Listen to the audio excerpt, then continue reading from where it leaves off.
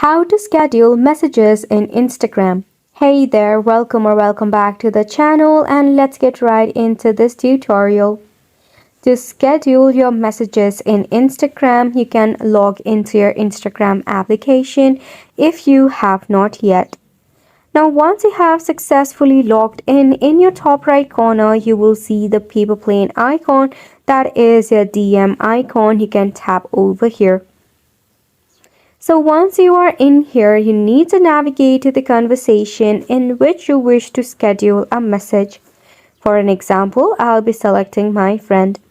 So here, just go ahead and type in a message, but instead of pressing onto it, just tap and hold to schedule a message. Just press and hold onto the send button, and here you will see the date along with the time, that is AM or PM according to you. So you can just set it as it is. Then you can just click on send today. If you want to send tomorrow, just go ahead and select the date accordingly. Then you can just tap on send. You can see you will see one scheduled message here, and if you tap on it, you will see what message that you will be sending tomorrow at certain time. Isn't it such a cool feature?